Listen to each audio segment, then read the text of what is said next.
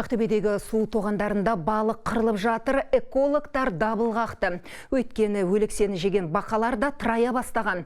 Осы сумен бау бақшасын суаратын тұрғындар оқиғаның мән жайын шұғыл анықтауды сұрайды.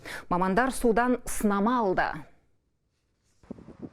Елік бойын мекендеген ақтөбеліктер соңғы күндері бұрын-соңды болмаған сұмдыққа тап болды.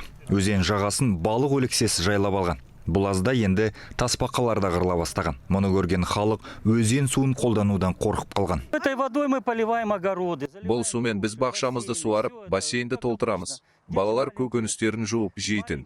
Бұрын осы маңда сусар, су егеу құйрығы секілді жануарлар көп болушы еді. Қазір ешқайсысы жоқ. Бәрі қырылып қалғандай. Анау жерде тасбақа жатыр. Өлі балық жер. Уланып қалған болар. Балықтың ішінде не болғанын білмейміз ғой.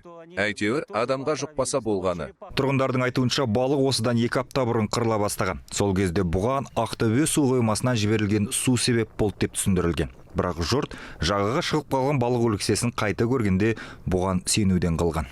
Более 50 лет дача здесь.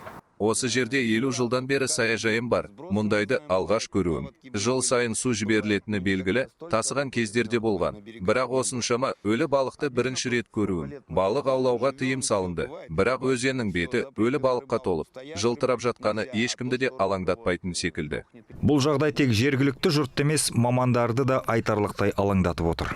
Бүгінгі көріністі көріп шошып тұрмыз. Електің жағасында, барлық жағасынан ұсақ балықтардың өлгенін бақыладық. Бұл шараға енді бейжай қарауға болмайды. Өте төтенше жағдай.